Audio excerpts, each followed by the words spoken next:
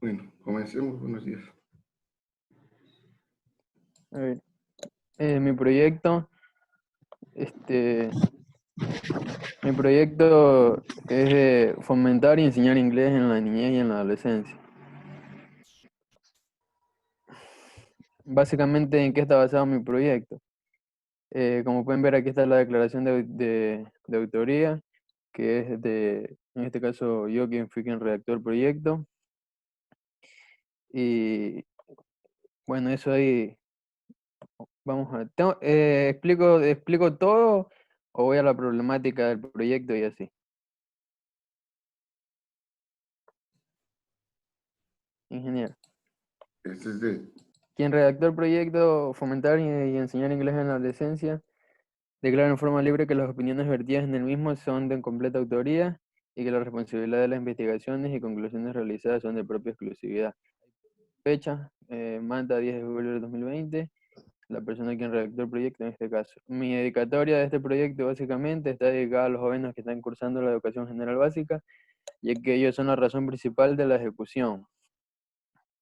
Eh, eh, El agradecimiento en este caso, principalmente a Dios, porque Él ha sido la fortaleza de que este proyecto de investigación y ejecución, permitiéndome culminar esta importante actividad, de la misma manera a mis padres, que han sido fundamental a lo largo de mi educación, brindándome el apoyo incondicional en todas las circunstancias. Eh, Todos sabemos que estamos pasando por esta pandemia y también gracias a la universidad que ha estado implicada en el desarrollo de este proyecto sea posible, así también como al ingeniero de ofimática que ha estado presente en la redacción de este. Y por último, y no menos importante, a los adolescentes, bueno, que son la parte en la que aquí como podemos ver está el índice. Como podemos ver, en la primera parte está la carátula, segundo viene la declaración de autoría, la dedicatoria y agradecimiento, luego viene la dedicatoria, que fue lo que ya vimos, el agradecimiento también, el índice, uy, uy. Bueno, luego viene la introducción y ahí ya se va el tema, el formulario del problema, los objetivos generales, específicos, la justificación.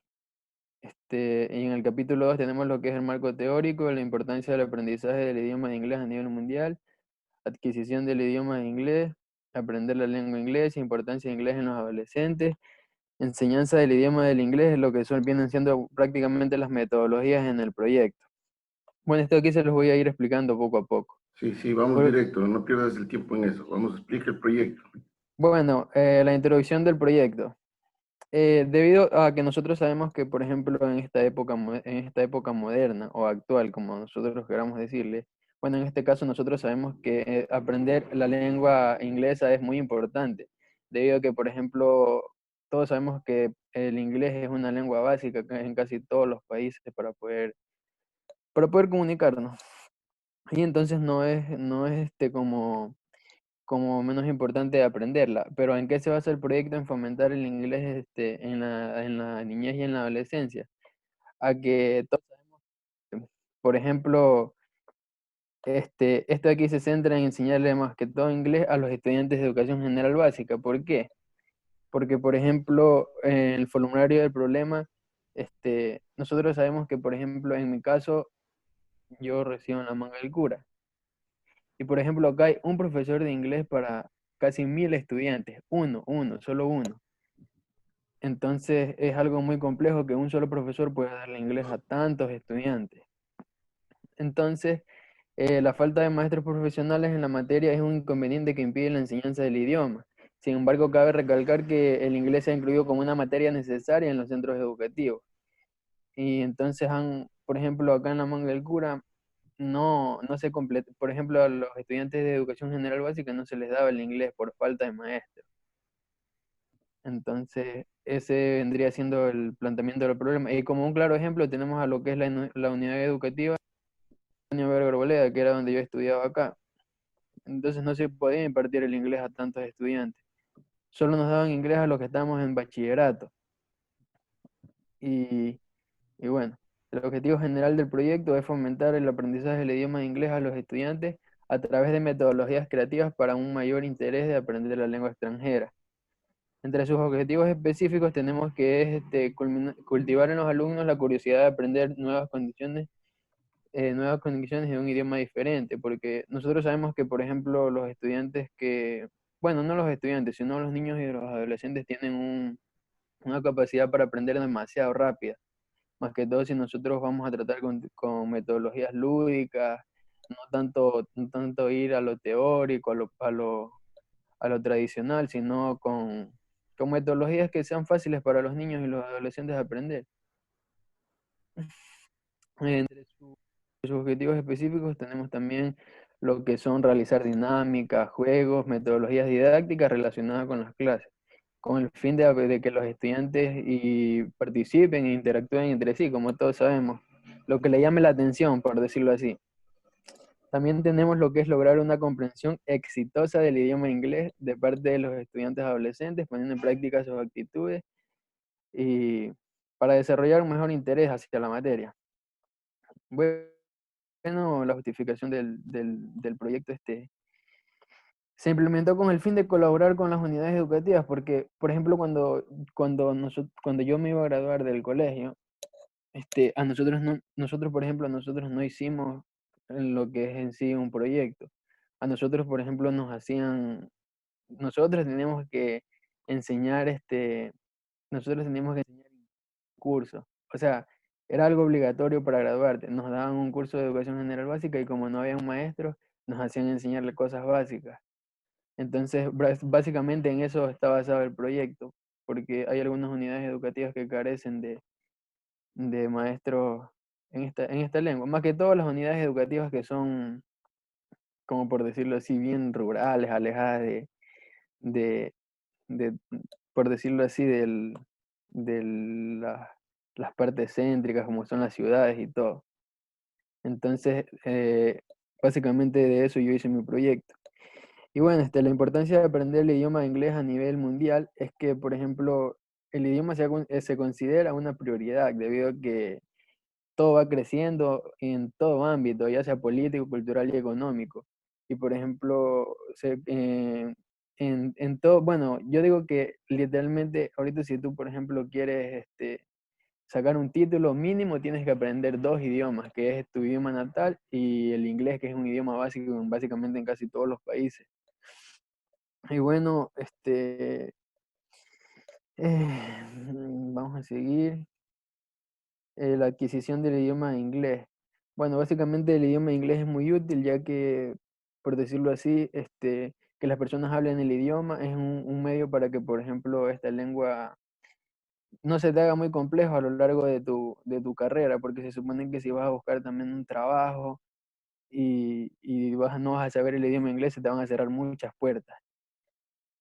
Y también, por ejemplo, eh, sabemos que, por ejemplo, la lengua en inglés es un idioma que es un poco complicado de aprenderla, más que todo por su complejidad al momento del entendimiento.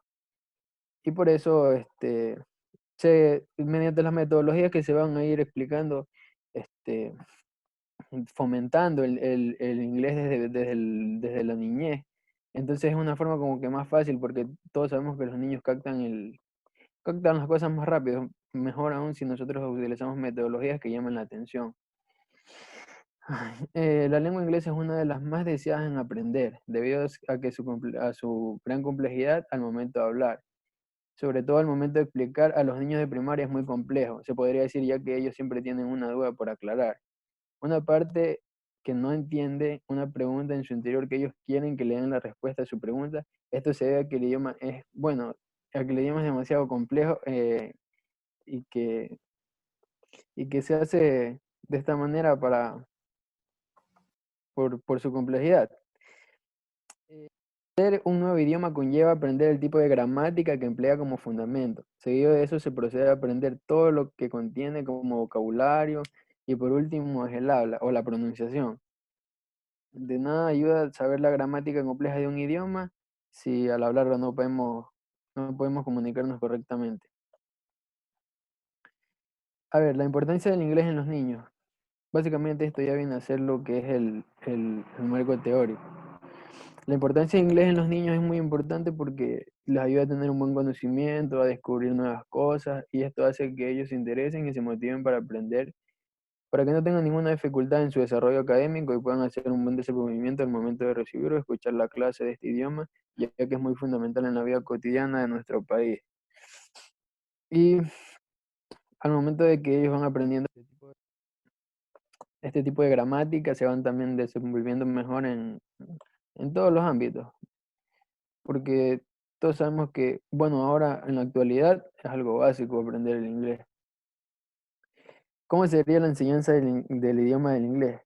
Bueno, una de las estrategias principales para hacer posible el aprendizaje en los niños y que ellos puedan tener una mejor comprensión y puedan entender esta lengua extranjera, eh, tiene como objetivo impartir clases con la intención de enriquecer el conocimiento del alumno usando diferentes metodologías al momento de conocer un tema.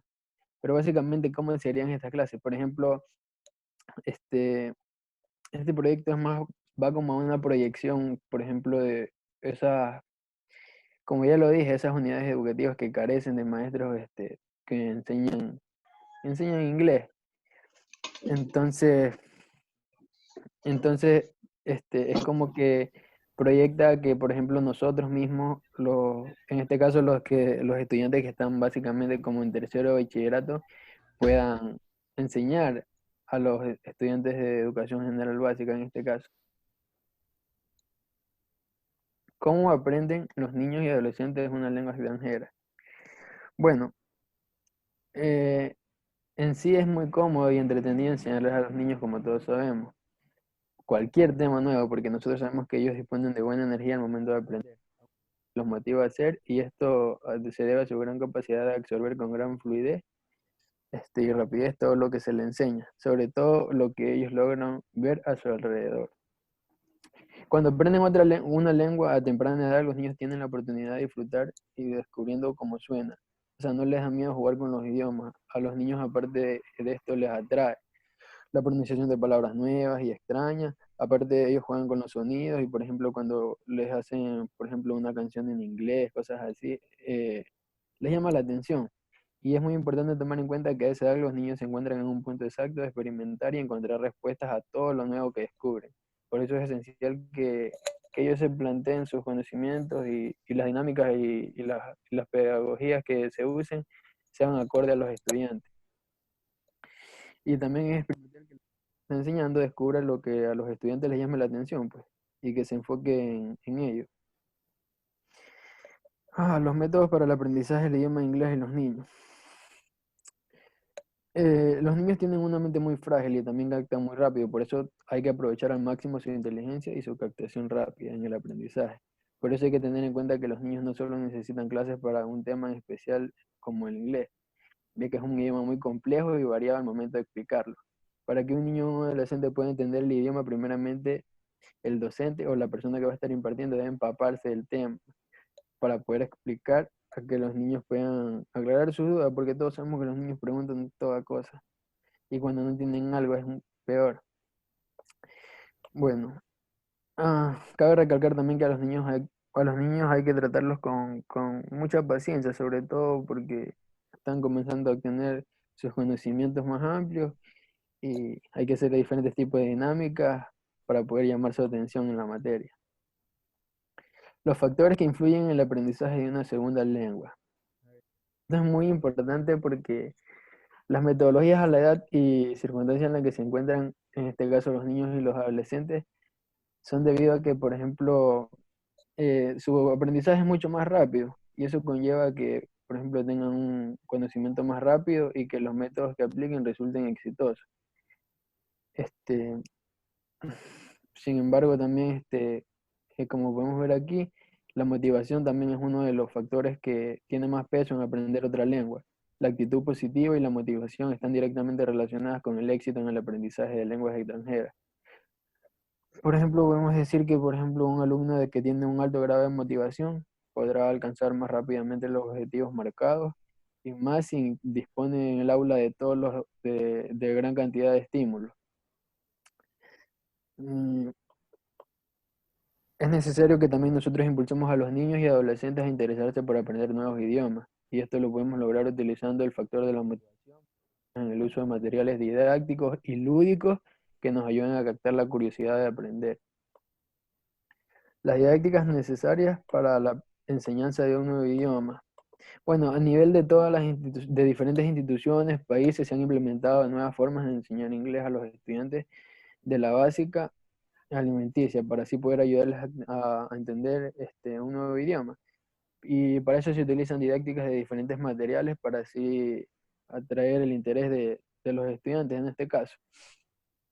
Y así también se pueda dar una mayor facilidad para impartir la clase. La manera más práctica en este caso para enseñar el idioma inglés es a partir de ilustraciones, objetos, dinámicas e incluso talleres. Pero con ilustraciones es mucho más óptimo enseñar el vocabulario, ya que, o sea, viendo una imagen es mucho más fácil entender de qué se está tratando.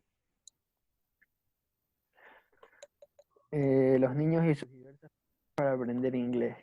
Bueno, eh, todos sabemos que los niños desde pequeños se les enseña para que sean capaces de contar y expresar por escrito, se les enseña técnicas necesarias para redactar y resumir los cuentos desde muy temprana edad. Además, también se les ayuda a desarrollar su creatividad para crear sus propias historias. Con tan solo 2 años en el colegio, algunos niños son capaces de escribir frases para encontrar cosas. Bueno, y esto se debe a que los niños tienen una alta capacidad para aprender cosas desde muy pequeños.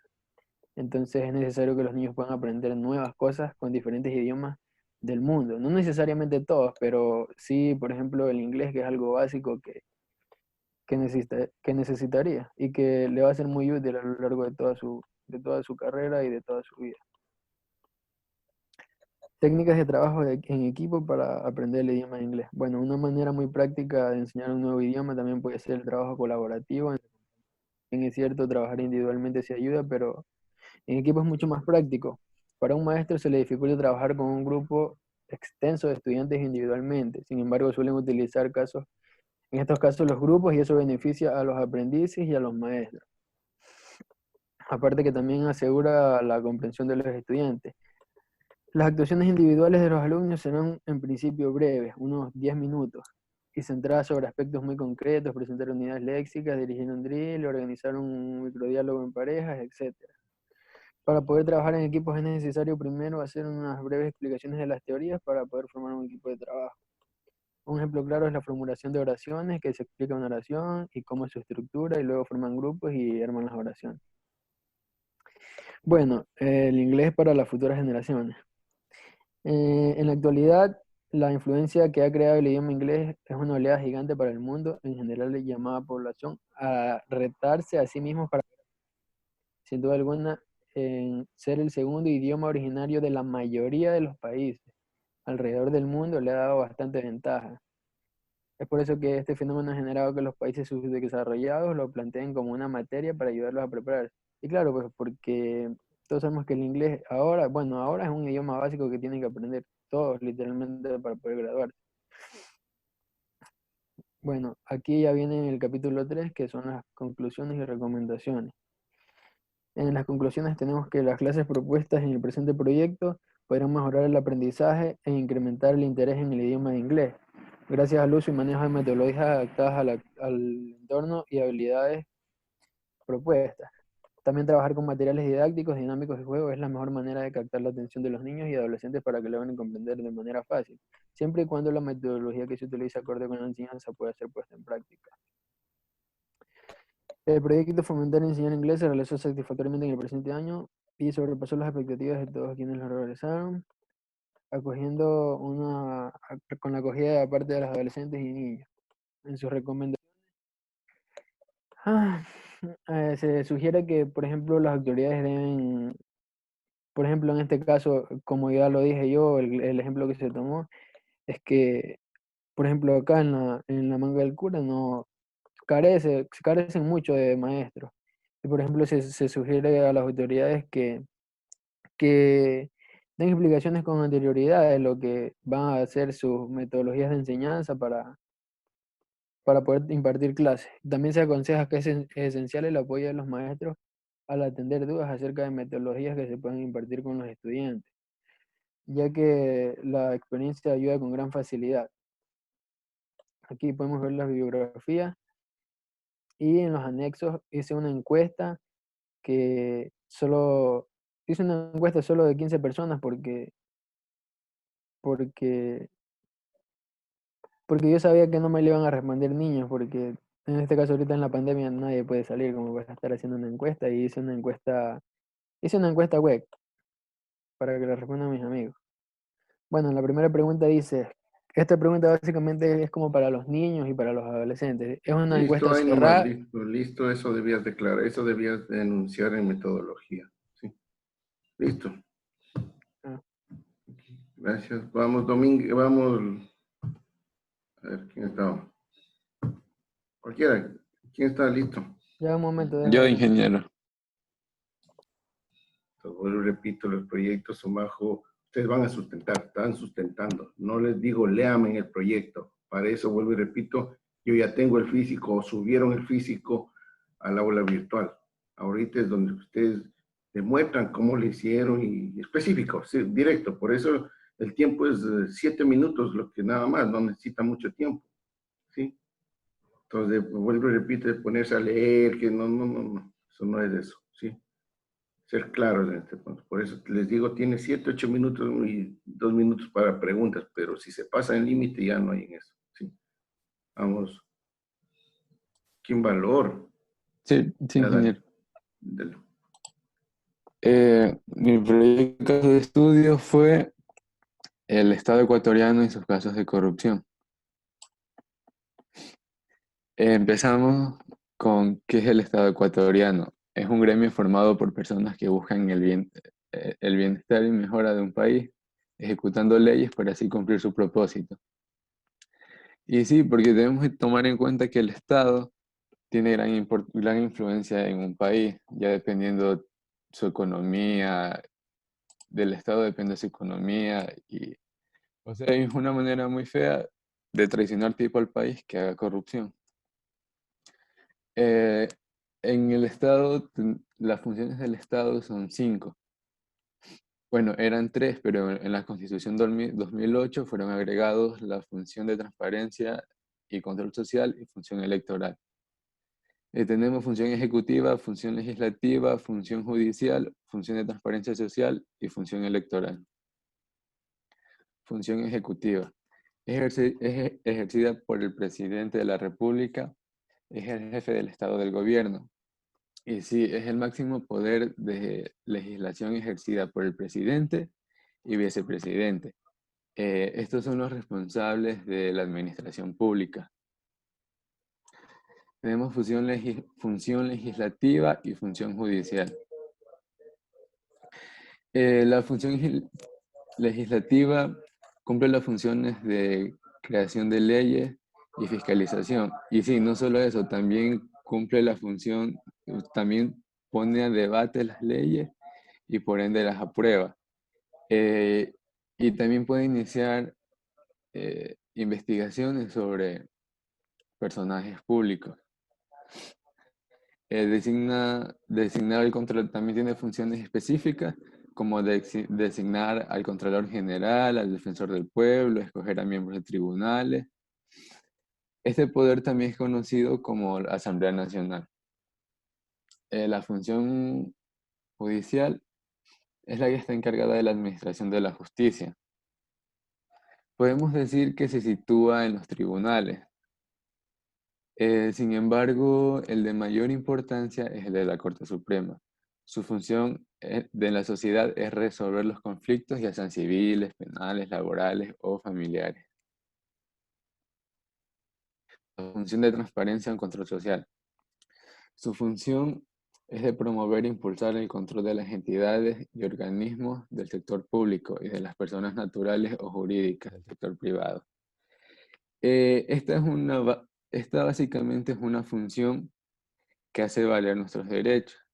Y como le dije anteriormente, esta se agregó en el 2008. La conforman la Contraloría General del Estado, Superintendencia de Bancos del Ecuador, Defensores del Pueblo, Consejo de Participación Ciudadana y Control Social, Superintendencia de Compañías, Superintendencia de control del poder de mercado, superintendencias de información y comunicación, son las que conforman la transparencia y control social. Y por último, tenemos la función electoral. Tiene, tiene como función garantizar el ejercicio de los derechos políticos que se expresan a través del sufragio. Básicamente es elegir al presidente, al vicepresidente, lo que realizamos cada 4 años.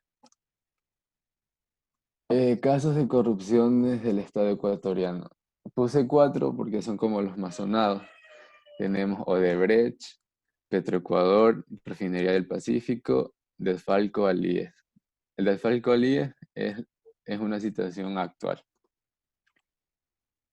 Odebrecht es una fábrica que presta servicios y fabrica productos de calidad en diversos sectores esenciales para la sociedad. Ingeniería, infraestructura, construcción, petroquímico, azúcar y alcohol, inmobiliario, petrolero y gas y movilidad.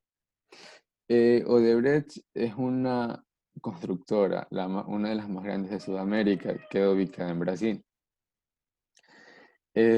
Esta constructora opera en 12 países: Estados Unidos, México, Venezuela, República Dominicana, Panamá, Colombia, Perú, Argentina, Brasil, Angola, Alemania, Emiratos Árabes Unidos y Ghana, y por último Ecuador.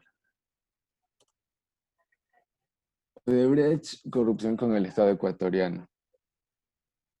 En el caso de Odebrecht, escándalo mundial sobre el soborno que explotó el 21 de diciembre de 2016, cuando el Departamento de Justicia de Estados Unidos reveló un informe sobre pagos por unos 439 millones de dólares en unos 12 países, entre esos Ecuador, y derivado de diferentes delitos. A ver, como para entrar en contexto, ¿qué pasó Odebrecht relacionado con corrupción del Estado ecuatoriano? Básicamente, Odebrecht le daba una cierta cantidad de dinero al Estado ecuatoriano para que éste contratara a su constructora para así tener beneficios ambos. El Ecuador se le pagaron 33.5 millones de dólares desde el 2007 a 2016 para lograr beneficios. Pero la contra que tiene esto es que las obras se sobrevaloran, y a la hora de sobrevalorarse, Ecuador gasta mucho más dinero y que sale del pueblo. Otro caso, Ecuador es una empresa líder a nivel nacional en el transporte, almacenamiento, industrialización y comercialización nacional e internacional del petróleo y sus derivados. Petroecuador es una empresa de aquí Ecuador, es como una de las más grandes de Sudamérica, ya que exporta y a la misma vez importa productos. Esta, esta, es- esta empresa, a la vez que importa y exporta e importa, un ejemplo, aquí en Ecuador no se puede producir combustible para aviones. Entonces, esta empresa lo que hace es exportar el petróleo, el crudo, a diferentes países, y de ahí importa el combustible para aviones. Como el gas comprimido tampoco lo puede fabricar. El caso de corrupción de Petroecuador. Para el 2007, la Fiscalía abrió 24 procesos investigativos con 109 personas sospechosos y 40 procesados. 9 de ellos fueron detenidos y fueron recibidas 18 asistencias internacionales. A 8 subió el número de delitos afectados. Eh, Petroecuador, como lo dije anteriormente, era una empresa grande que exportaba productos a Estados Unidos, Japón, China, Chile y Brasil. Básicamente lo relaciona esto a la corrupción es que el Estado vendía petróleo sin justificar todo lo que vendía. Un ejemplo, Te queda Le- 3 minutos, te queda 3 minutos. Tenemos que, o sea, a China le debemos millones de barriles de petróleo y ese dinero, China ya lo pagó y ese dinero está injustificado. Refinería del Pacífico, esta refinería del Pacífico se planeó desde el 2009 la idea de tener una planta de conversión profunda. Y sobrevaloración de la obra. La corrupción aquí es la sobrevaloración de la obra. Eh, la fallida refinería gastaron 1.531 millones de dólares, en lo cual solamente quedó fue un terreno aplanado, o sea, de 540 hectáreas. En solo aplanearlo gastaron 1.531 millones de dólares.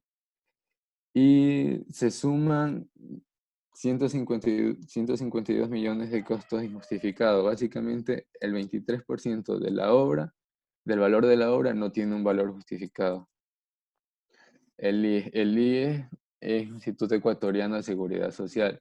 Es una entidad autónoma que forma parte del sistema de seguridad social del Ecuador. Como todos conocemos, el IE es por parte médica, o sea, te enfoca más en la medicina. Los funcionarios públicos por sus cargos tenían usuarios y claves de acceso que los permitían ingresar a medicamentos. Desfalco al IE. Eh, lo que pasó aquí fue que los funcionarios de bodega y de farmacias inventan manualmente las recetas sin especificar el nombre del doctor. Y las personas que supuestamente compraban estas recetas eran personas que ni existían o personas que habían muerto. ¿Y esto para qué lo hacían? Esto lo hacían para revender esa medicina. Y el medicamento más robado, por así decirlo, era el etanercept, que era un medicamento para controlar el cáncer. Y esto era para sobrevenderlo. Y bueno, como en conclusión, básicamente que el cambio está en nosotros mismos, que o sea, si no queremos vivir en un círculo de corrupción y así, porque o sea, estos casos de corrupción parecen como que, ay, ¿en qué me puede afectar a mí? Y sí pueden afectar en mucho, ¿por qué? Porque dejan el país endeudado, a la hora de hacer obras no hay dinero y tenemos tiempo, ahora estamos en un buen tiempo antes de que se vuelva un país absolutista como el caso de Venezuela o Cuba. Gracias. Gracias. Vamos, Pincay. Pincay. ¿Estás listo o no? Listo, vamos. Te recuerdo que solamente tienes 8 minutos. Ya, Sí, hay 2 para cualquier adicional, son 10 minutos total. ya, vamos. Buenos días, profesor, compañeros. Este es mi caso de estudio, titulado El comercio electrónico, un modelo en aumento presente en el tiempo de confinamiento. En resumen, bueno, este caso de estudio pues se concreta como tema de las personas que viven el presente confinamiento y utilizan un modelo de negocio ya creado, pero un poco no utilizado. Las personas, pues, en el presente confinamiento, pues, quieren evitar el contacto físico presencial y este modelo de negocio, pues, es el idóneo como ayuda para evitar el contagio. Hicimos también una recolección de datos que nos presentamos en una encuesta de 10 preguntas o 10 ítems dirigidas a 81 personas. Esta se hace mediante la escala de Likert y teniendo un carácter de frecuencia, satisfacción, acuerdo, importancia y dificultad. Esto también se basa en un coeficiente de fiabilidad, el coeficiente de Cronbach, mejor explicado adelante. La introducción. Bueno, en este primer semestre del 2020, el comercio electrónico ha aumentado considerablemente debido a la pandemia que surge en China y se esparce al resto de países, teniendo como primera medida de evitar este contagio el confinamiento o cuarentena. Las TICs tienen un fuerte impacto en este modelo porque son las que nos ayudan. Es la tecnología de la comunicación e información, que es como el primer paso que nos da para la creación de un comercio electrónico. Los diferentes temas y la compatibilidad que tienen con el usuario. Los antecedentes investigativos, pues hay una revisión bibliográfica en este estudio de casos que Global tiene la adopción de comercio, puede describirse como la utilización de tecnologías de la información y comunicación, las ya mencionadas TICs, y la aplicación que den ayuda a las operaciones comerciales, en su gestión o toma de decisiones en microempresas, pequeñas y medianas empresas. Esto nos dice que todas estas, las MyPymes, que son mejores conocidas, pues al momento de sumergirse a un comercio electrónico, pues tienen mayor fiabilidad, las compras son más sencillas, más rápidas, y como ya está mencionado, pues todo se hace vía online, vía páginas web y redes sociales. También como un antecedente, pues sabemos que no es la primera pandemia, la primera epidemia también, enfermedad que es muy contagiosa, altamente contagiosa. Pues aquí también se menciona una de las tantas que hubo y por la que se produjo el confinamiento o cuarentena, es la cólera, que fue una epidemia que afectó a Europa en 1830 y a Norteamérica 2 años más tarde. Subió los casos de contagio y pues como primera medida también se tomó el confinamiento. Otra puede también ya mencionada, puede ser la gripe amarilla en España o la peste bubónica. Para entender mejor el comercio electrónico es la relación que tiene la empresa con el consumidor, el ofertante con el demandante, al momento de adquirir, vender o consumir un producto. Dicho producto se utiliza en redes sociales, apps, todo vía online. También con los mismos pagos por sistemas financieros online, transferencias, débitos, entre otros. El alcance del estudio del caso que llevará es descriptivo, por el hecho que buscamos medir y observar el uso del comercio online en tiempos de confinamiento. Todo esto en muestras de encuestas realizadas por el ámbito de frecuencia, la frecuencia, importancia, satisfacción, dificultad y desacuerdo, según la escala de Likert. El planteamiento del problema es cómo aumentó el uso del comercio online en tiempos de confinamiento debido a una pandemia.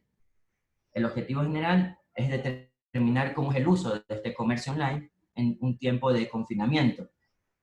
Los objetivos específicos pues, comprenden el aumento del uso de las e-commerce o comercio online en este último año.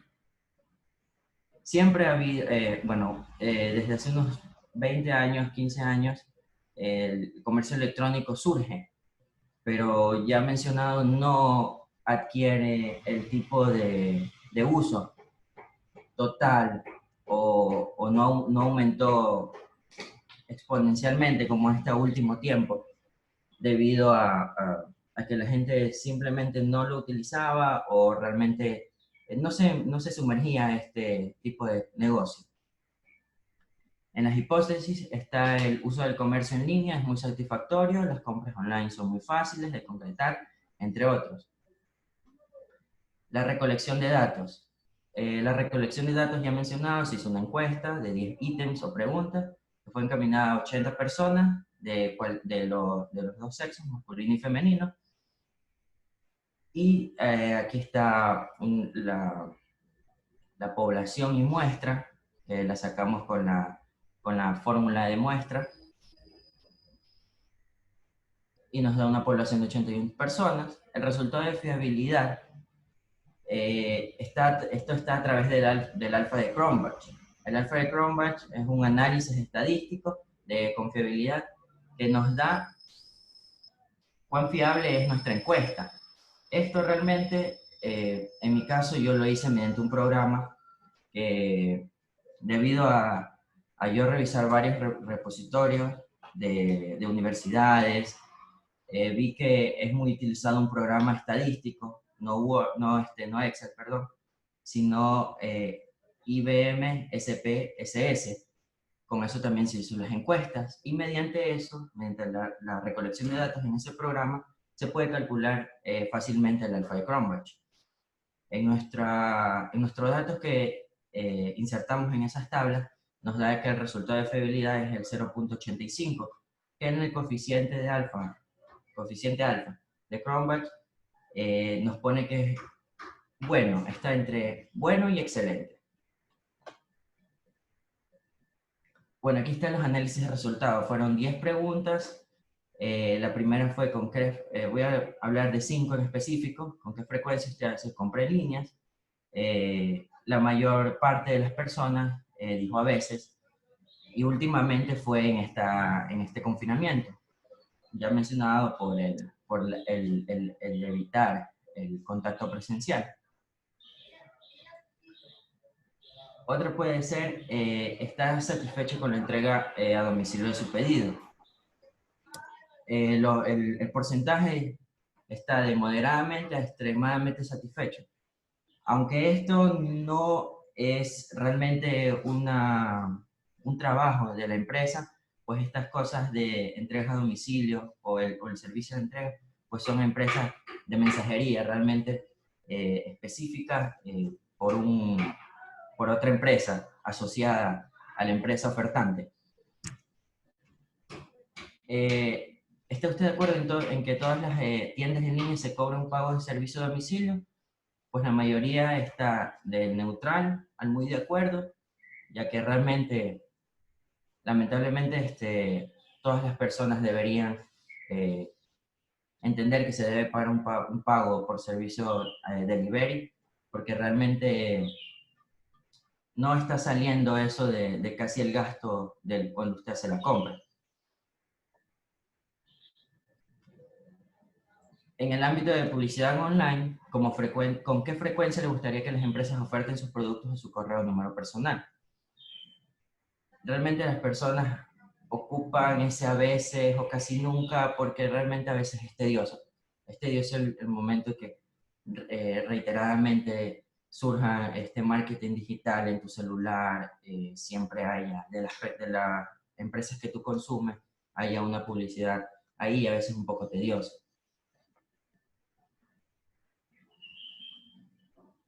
¿Qué tan importante considera usted que se aumente el comercio en línea? Ya aquí nos estamos basando un poquito más en el comercio en línea ya de Ecuador, porque realmente aquí en Ecuador no se utilizaba mucho el comercio en línea, siempre era presencial y físico, y pues realmente las personas, según la encuesta, creen que es muy fiable y muy confiable que se aumente este comercio. Bueno, mi conclusión es que este estudio de caso demuestra que el comercio en línea ha aumentado de manera progresiva cada año, pero tiene un mayor aumento este primer semestre del 2020 por el problema de contagios, que ha ocasionado que se viva otra realidad diferente a la que estamos acostumbrados. El confinamiento nos lleva a abrir y a probar un modelo que teníamos desde hace mucho tiempo y sin embargo no lo utilizábamos por miedo, desconfianza o simplemente lo dejábamos de lado. Y ese es mi caso de estudio. Gracias. Gracias. Vamos, Ramón. Ramón, confirme. ¿Está listo o no? Sí, ingeniero, sí. Listo, vaya.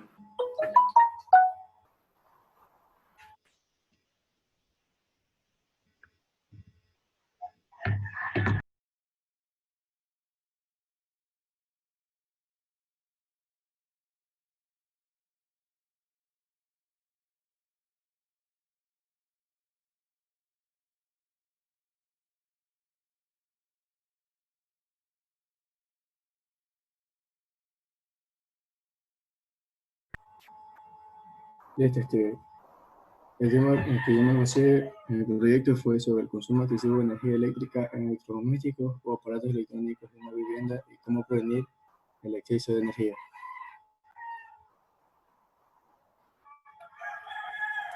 lo que es el índice.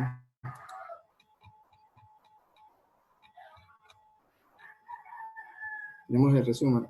El resumen se trata de que utilicemos una base para obtener el consumo de una vivienda. Se analiza la reacción del consumo de energía eléctrica en diferentes partes de la vivienda.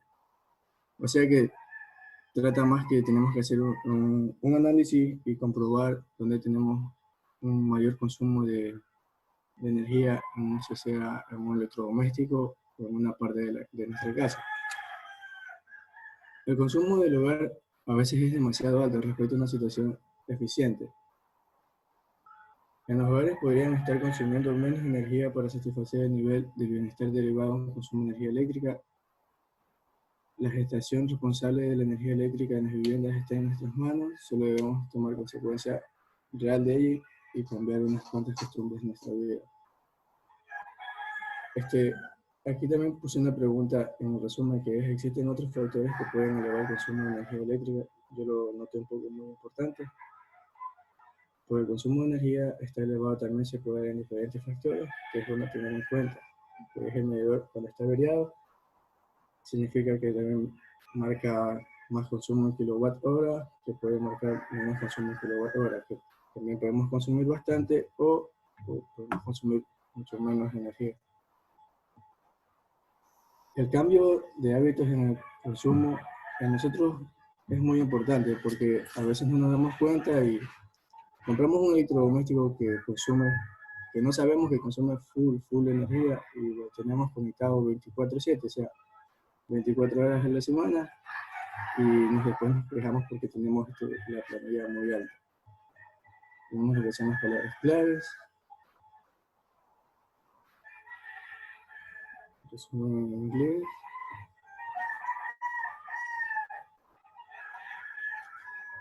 Unos objetivos. El objetivo general del proyecto es regular el consumo energético del hogar, aprovechando únicamente lo necesario para el beneficio de los habitantes de la casa, del ambiente, y así prevenir los efectos negativos que conllevan a comprar un electrodoméstico. Los objetivos específicos es implementar ideas y herramientas que permitan controlar el consumo excesivo de energía, motivar a los familiares a participar en el ahorro de energía del hogar, concientizar el uso adecuado de los aparatos electrónicos del hogar y diseñar un programa de ahorro de energía eléctrica en los sistemas de iluminación. Aquí un objetivo específico toma que nosotros debemos hacer conciencia para tener un menos consumo de energía y no llegar al exceso de energía actualmente. En la introducción, la electricidad es la forma de energía más utilizada. Es la forma de energía que todos hoy en día utilizamos, que lo ocupamos es para todo. El uso de energía es necesaria, es sin duda una necesidad económica, sin embargo también es un imperativo ambiental. El ahorro de energía ha llegado a convertirse en una práctica universal y en la actualidad es considerado como una necesidad. El ahorro de energía ha llegado a convertirse en una práctica universal. Eso es verdad, porque hoy en día la mayoría de la gente, como que dice, ha consumido un exceso de energía y trata de reducirlo lo más que puede.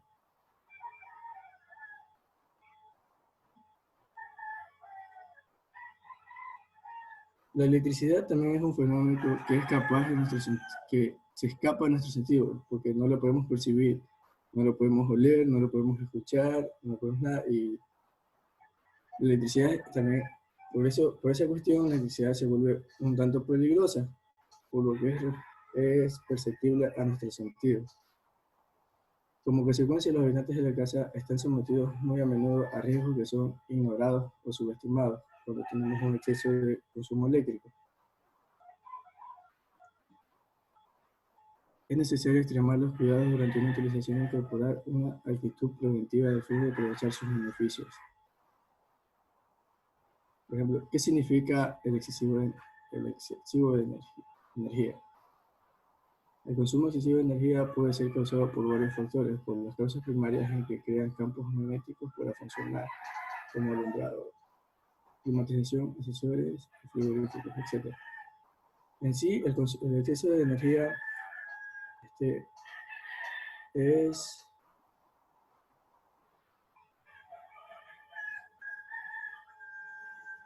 Es un gran problema para lo que es en el hogar, porque a veces en diferentes familias no hay lo que es en la situación económica, no ayuda muy bien. Tiene que pagar una planilla de luz que esté demasiado alta. En la metodología del proyecto me basé en unas preguntas y en una encuesta que puede ser cuál es el uso de la energía, qué es el consumo de la energía, qué consecuencias hay por el consumo excesivo de energía. En las consecuencias nos dice que el excesivo consumo de energía eléctrica puede generar accidentes en los hogares. Es verdad, porque principalmente la causa de accidentes eléctricos en los hogares es el mal estado de las instalaciones, o también cuando compramos un material eléctrico de mala calidad, nos puede llevar a hacer cortocircuitos,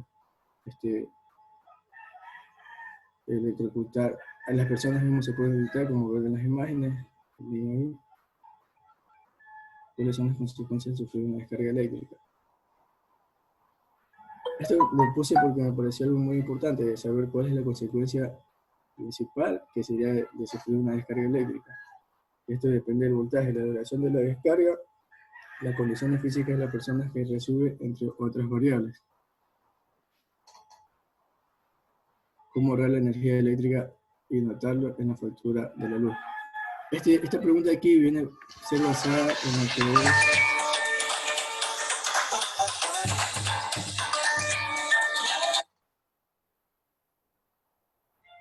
viene a ser basada en lo que es todo el proyecto, porque nos dice cómo ahorrar y notarlo. Por ejemplo, tenemos que tener en cuenta los datos del consumo de energía que nos proporciona las compañías de luz entre los últimos 12 meses. Esto de aquí lo podemos encontrar en la página de la señal, como está descrito aquí. Hacemos una tabla de los últimos 12 meses con el consumo y con el valor. Sacamos una gráfica donde podemos ver cada mes con su valor, con su consumo, y acá tenemos otra gráfica que tiene el valor. Al hacer el cálculo podemos saber el sitio de nuestro domicilio que el electrodoméstico está consumiendo demasiada energía. Sí, porque al momento de hacer un cálculo podemos ver que esta tabla aquí es algo básico en una casa pequeña, lo que tenemos un refrigerador, televisor, plancha, licuadora, lavadora, laptop y unos 5 focos más o menos. Aquí tenemos el consumo de cada aparato independiente, el consumo total que serían 2.600 watts. En el paso de lo que es el cálculo pasamos a hacer que el refrigerador, los watts, los pasamos a kilowatts.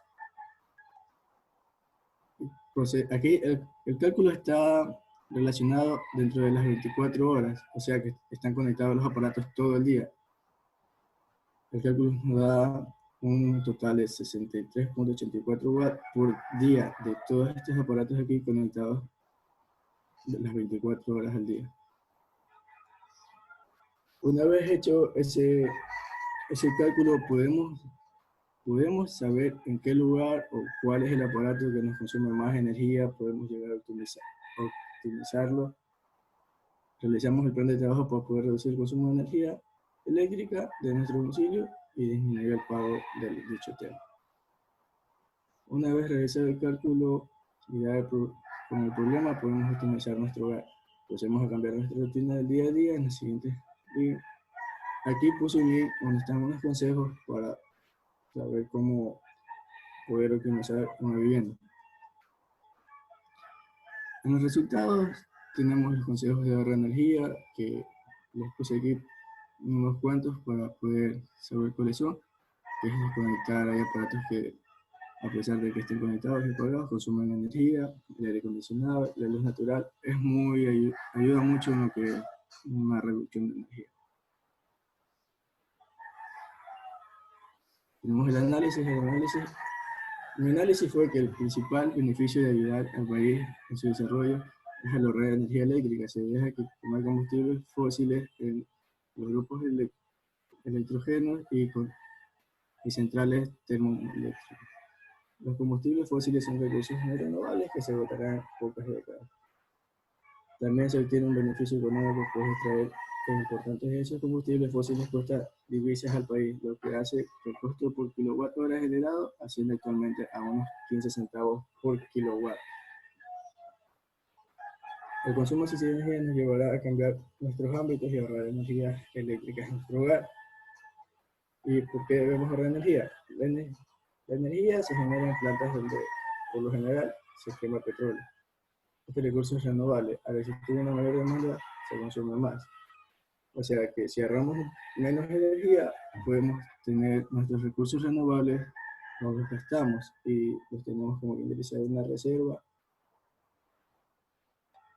En las conclusiones, los problemas que pueden provocar materiales o accesorios de mala calidad en una instalación eléctrica son, como dije antes, esto es lo que causa cuando compramos materiales de mala calidad para hacer una instalación eléctrica. No usamos actualmente los componentes electrónicos. Por ejemplo, tenemos que usar cargadores solares conectados, que también consumen energía eléctrica.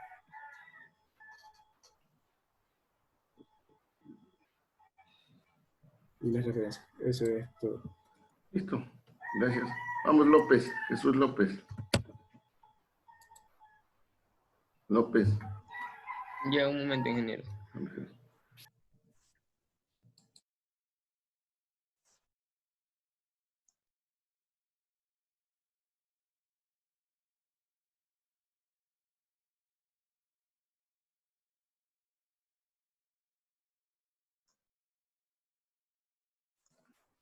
Les recuerdo, traten de ser específicos.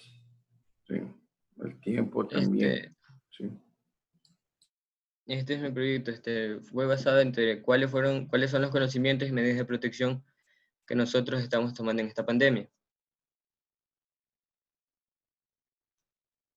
El 17 de noviembre del 2019 sería la fecha donde comenzaría un nuevo caso de coronavirus en el mundo, y el primer caso se daría en la ciudad de Wuhan, en China. A cabo de una persona de 55 años de edad.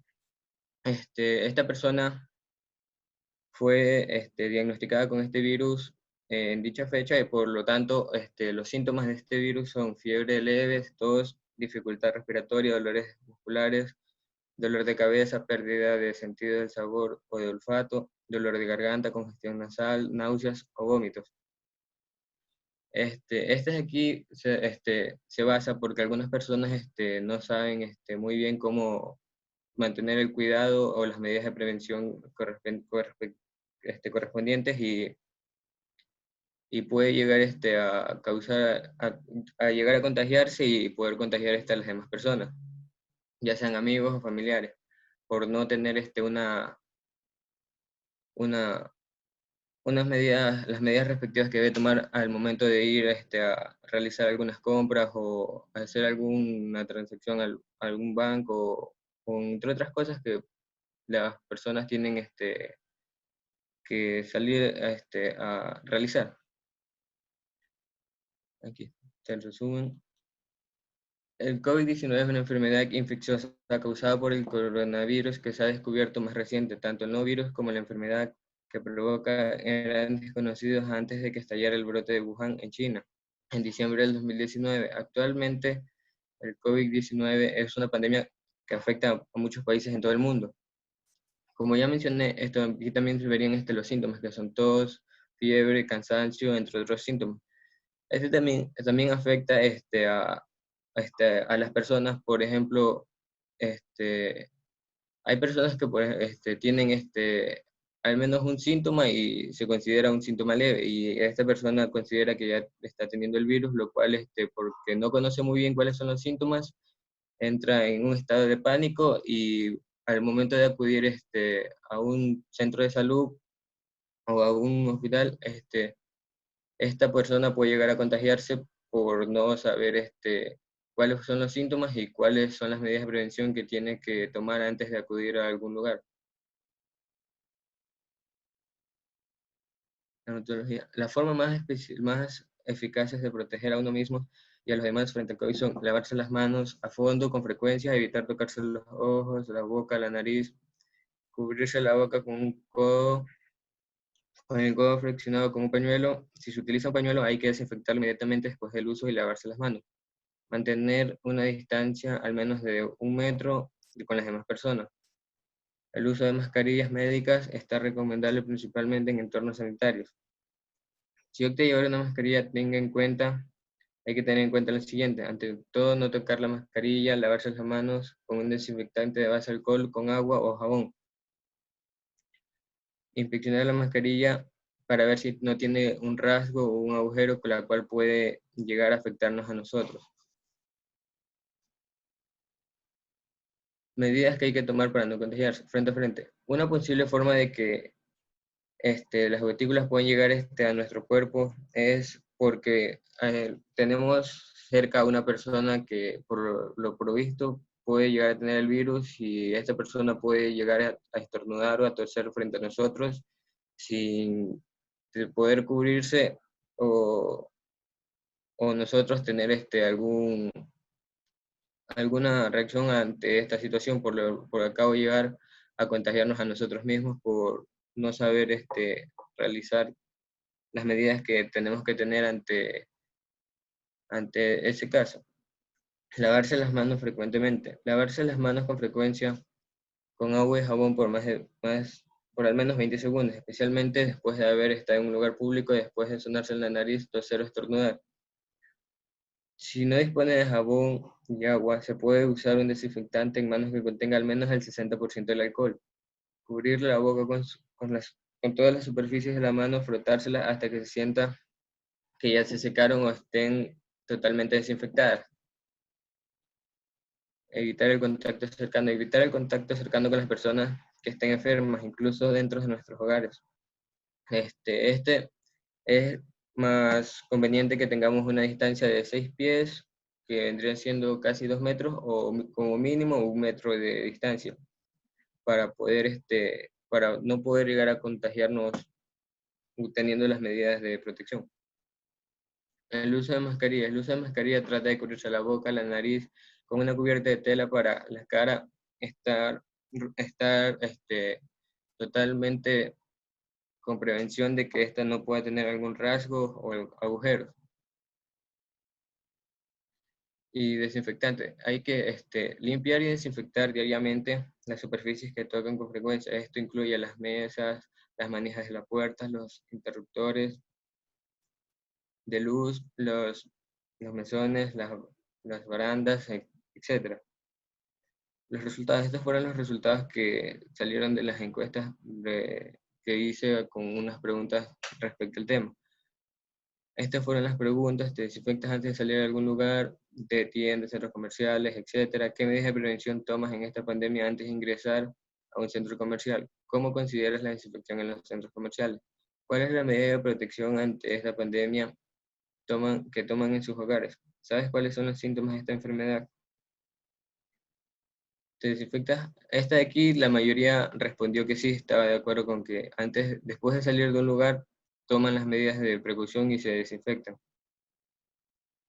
¿Qué medidas de prevención tomas en esta pandemia antes de ingresar a un centro comercial? Las respuestas fueron protegernos antes de ingresar, fumigación y lavar las manos con alcohol, entre otras cosas. La desinfección, mascarilla, alcohol, entre otros. Llevar mascarillas, ponerse mascarilla y guantes, el uso de mascarillas, guantes y gel antibacterial y desinfectar. ¿Cómo consideras la desinfección en centros comerciales? De aquí hubieron varias resultados, porque ahí está pues excelente, buena, mala y muy buena. Excelente resultaron 2 personas que estuvieron de acuerdo que se realiza una buena desinfección antes de ingresar. Otras personas dijeron que buena y otras personas que era mala, porque hay personas que no están como que de acuerdo con la desinfección, no les es suficiente con la desinfección que se les da. Ellos como que desean que haya otro tipo de desinfección como que más seria, por decir.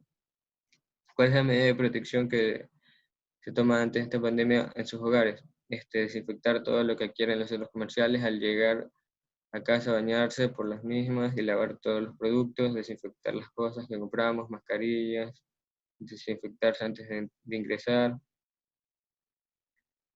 ¿Sabes cuáles son los síntomas de esta enfermedad? La mayoría respondió sí y algunos no, porque la mayoría, por ejemplo, con un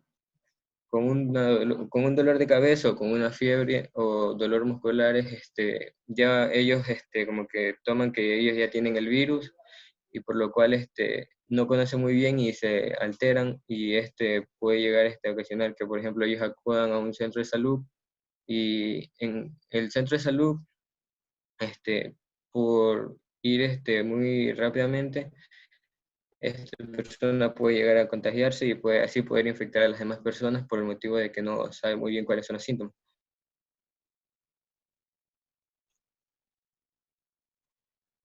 Incluso muchas personas entran en pánico por la crisis del COVID-19 porque no conocen muy bien los síntomas. No están bien informados ya que esta enfermedad a una exclusión significa que todas las áreas de labores donde cada persona cumple su función dejará de funcionar por un tiempo. Antes de volver a sus labores, las personas tienen que cumplir las medidas de seguridad que están dispuestas para que no se sientan expuestas al virus. Varios estudios llevan a cabo por varias plataformas nos dieron a conocer que el virus se ha propagado porque tienen contactos con las personas que los tienen y que tienen el virus y puede llegar a contagiarnos a nosotros. También dando a conocer que el virus no se encuentra en el ambiente, en la cual es un porcentaje de infección en la cual se sabe que un porcentaje de infección en los niños, de las personas, los niños se infectan igual que los adultos cuando no están en contacto con la frecuente de infección. El porcentaje de infección de los niños se toma en un 17%. En los niños la enfermedad se manifiesta de un estado leve, la cual no da todos los síntomas, solo como que síntomas leves y esas cosas. El COVID afecta un 14% a las personas embarazadas, la mayoría asincrónica o leves. Las pocas gestantes que presentan síntomas graves son las que han padecido la enfermedad durante el tercer trimestre de gestación. Y estas son las referencias. Gracias. Oye. Zambrano Bailón. Sí, ingeniero. No pidió exponer ya, ¿por qué espera?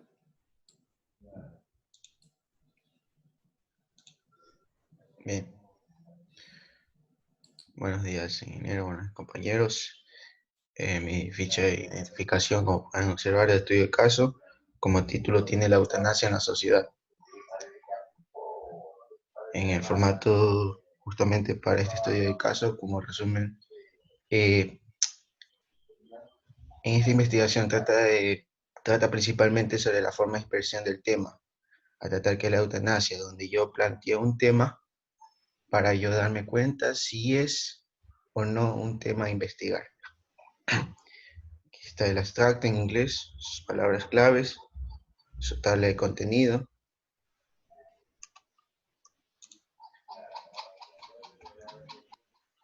Listo. En el capítulo 1, como presentación del caso, en 1.1 la descripción del estudio de caso, que es la realización de este proyecto que este proyecto ha sido el resultado de un constante esfuerzo y dedicación que ha tomado días al poder realizar, indagando a través de diversas fuentes, ya sean internet o bibliografías.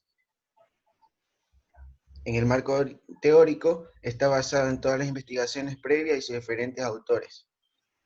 Bien, como planteamiento del problema, la eutanasia en la actualidad es un dilema tanto para las personas enfermas como sus familiares y en sí en la sociedad en general. Como todos tenemos entendido que a ningún ser vivo se le debe de privatizar la vida misma.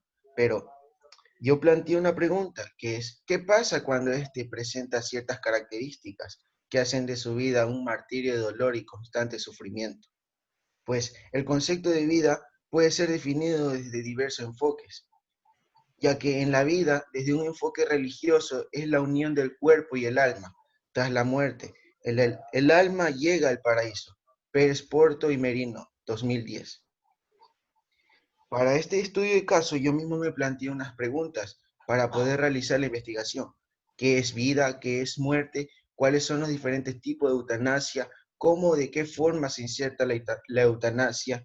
si estamos dispuestos a tomar una decisión propia, si tiene reacciones la eutanasia en personas enfermas, si tiene reacciones la eutanasia en personas no enfermas. Pues como problema principal es centrar el análisis en un problema debido definido. Y como problema secundario es centrar el análisis en los problemas secundarios identificados. Como objetivo de este estudio de caso, determiné que es determinar el concepto de vida y muerte, identificar los tipos de eutanasia, analizar la forma en que se inserta la eutanasia, comprobar si estamos dispuestos a tomar una decisión propia, identificar si la eutanasia tiene reacciones en personas enfermas, identificar si la eutanasia tiene reacciones en personas no enfermas. Como capítulo 2 en el método, en la identificación de la alternativa de solución, es que a los sufrimientos que comporta la enfermedad no debe pasar por admitir el matar o la ayuda al suicidio de las personas enfermas. En esta alternativa de solución me referí a que en el tema de la eutanasia no me parece correcto que las personas que tengan una enfermedad para llegar a un, ¿cómo se dice? Para llegar a un tratamiento posible para que pueda ser curado, pues no tome la debida medida de insertarse la eutanasia, que es conocida como la medicina, o sea, es una medicina silenciosa, una muerte silenciosa donde no hay sufrimiento. Poste 2007 nos dice que la verdadera alternativa a la eutanasia y el encarnizamiento terapéutico en la humanización de la muerte es ayudar al enfermo a vivir lo mejor posible el último periodo de la vida. Es fundamental expresar el apoyo, mejorar el trato a los ciudadanos, a los cuidados, perdón, y mantener el compromiso de no abandonarle. En el análisis de la alternativa de esta solución es que muchos casos de petición de eutanasia se deben a una medicina sin corazón, como lo acabé de recalcar. En la eutanasia se basa en la desesperación y refleja la actitud ¿de qué? De que ya no puedo hacer nada más por usted. Hay que ayudar a vivir, pero no siempre es fácil. También habrá que dejar morir, pero matar es una solución demasiado sencilla.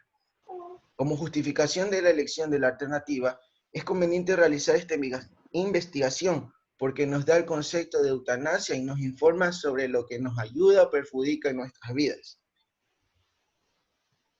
Esta investigación contiene una gran cantidad de información en la red porque engloba la opinión pública y más no la opinión de una sola religión específica. Es un tema que se debate día tras día. Nuestras investigaciones se realizan, los científicos descubren nuevas reacciones que ayudan a mejorarla y existen encuestas las cuales nos dan una perspectiva de la opinión que tiene la sociedad acerca de este tema, sus miedos, dudas y decisiones.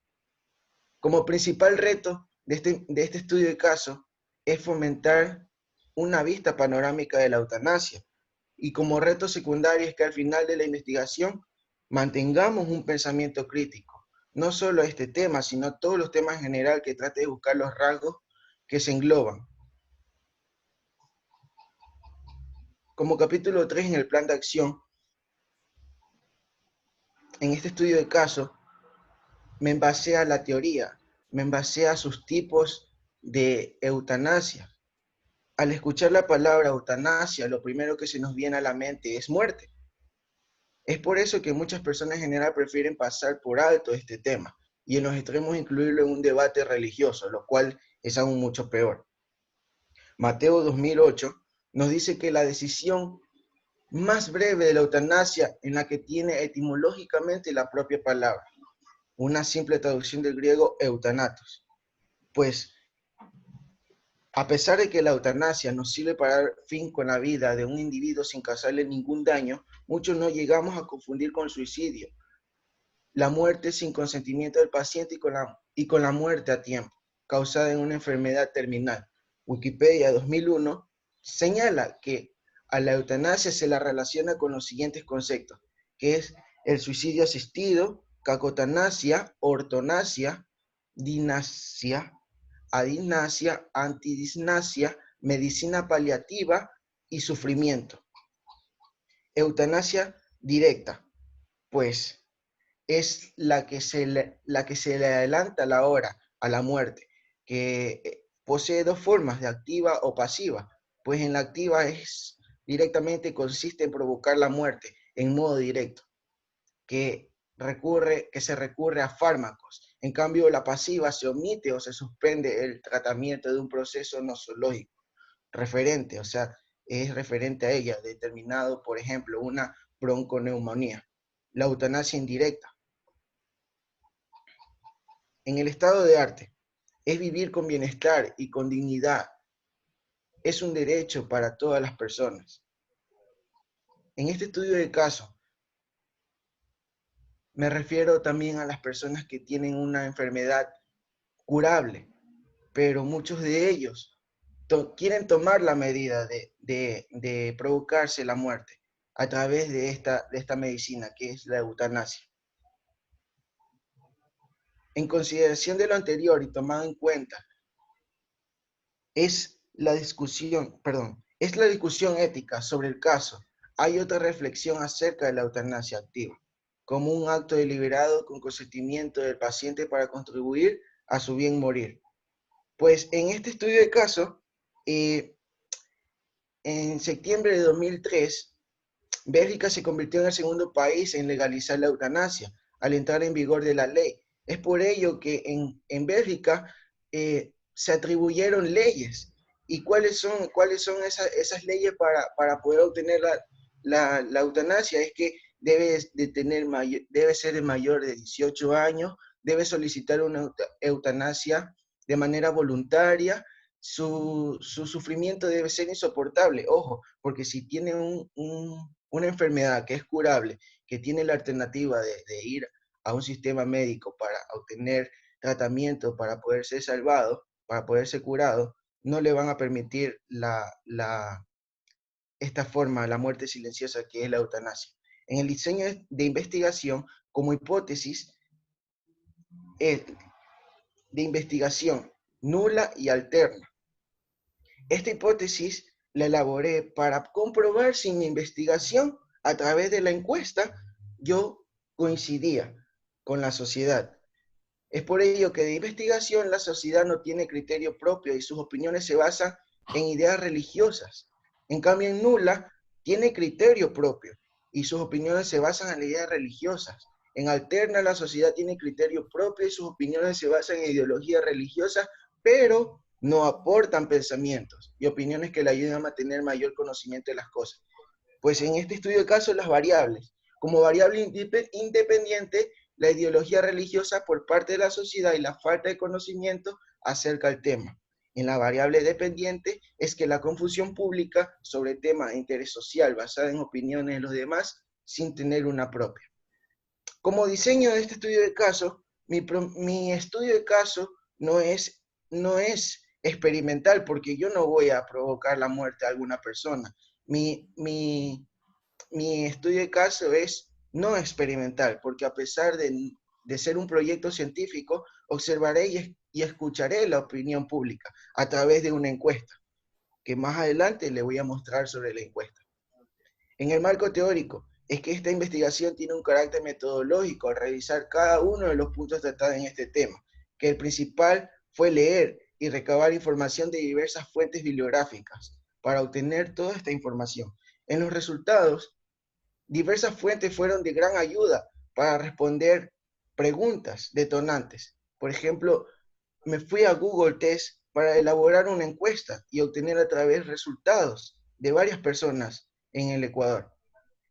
La eutanasia engloba 6 conceptos que, más de empezar a hacer clasificación, son conceptos que no debemos de confundir, que en la decisión se basa principalmente en cada persona y que la eutanasia significa la muerte sin sufrimiento físico. Como conclusión, tengo la fortuna de conocer a personas con creencias religiosas y a la vez personas que no son religiosos, que son ateas. Es por ello que la eutanasia ha sido un tema de gran debate social que por mucho tiempo ha contraído muchos problemas, no tan grave como una guerra mundial, pero lo suficiente para causar un disturbio entre la sociedad al momento de sacar este tema a debatir.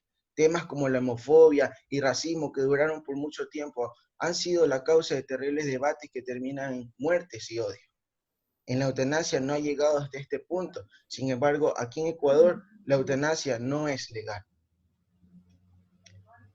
Realicé 3 hipótesis para esta investigación. Como acabé de mencionar, alterna, nula.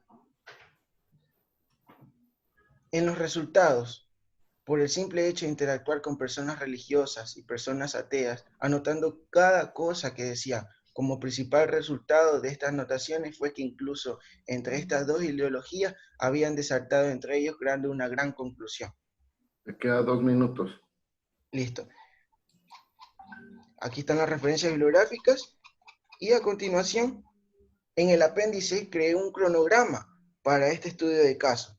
Aquí están las 7 semanas del primer semestre. En la semana 4 elegí el tema porque hice un borrador y ese borrador no me sirvió. Entonces en la semana 4 yo elegí el tema. En la misma semana 4 recopilé la información, creación del blog. En la semana 5 la portada, como pueden observar, introducción, planteamiento de problemas, justificación. En la semana 5, en la semana 6, el esquema tentativo, objetivo, marco teórico, estado de arte. Y el diseño, la investigación, hipótesis, variable, marco metodológico y diseño. Bien, como encuesta, la eutanasia en la sociedad.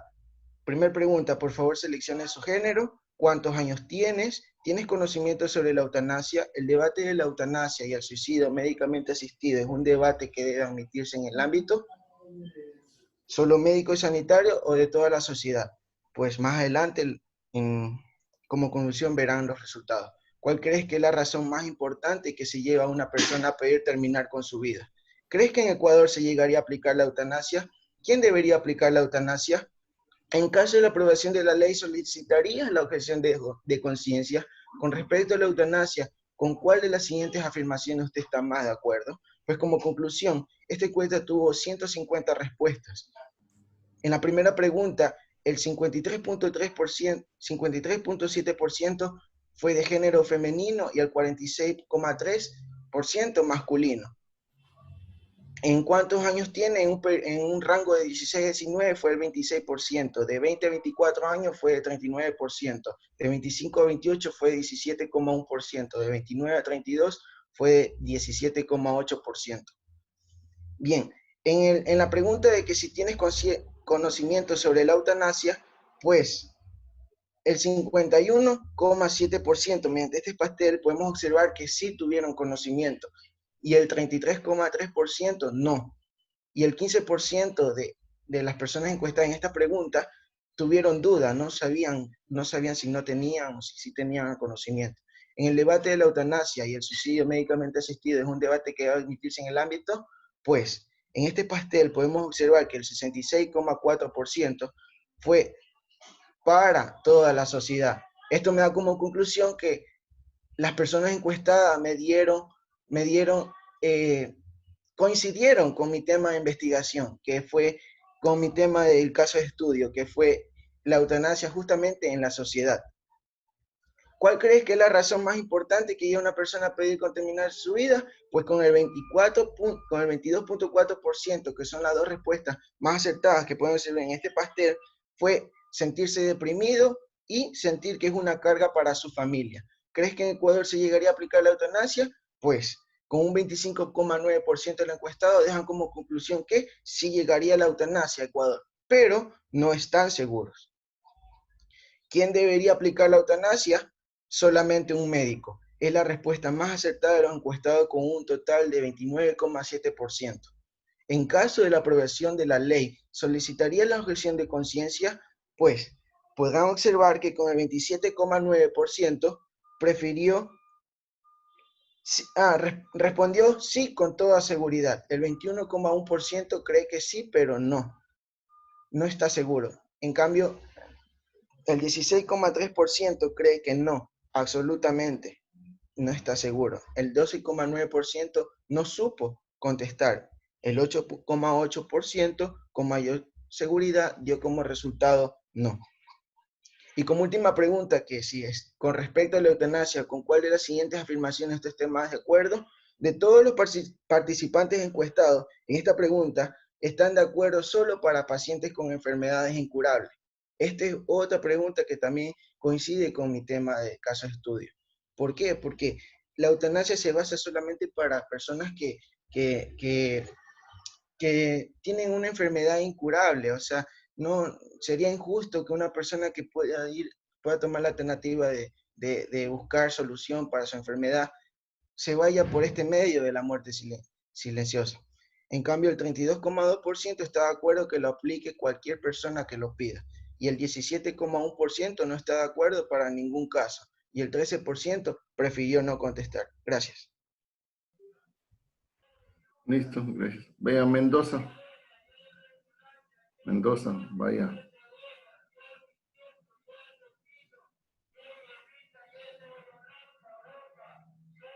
Mendoza.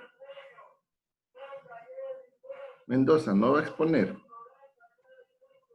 Mendoza. Ingeniero dijo que ya va, que lo espere un momento. Entonces, dile que el otro se mete. Vamos al CIBAR.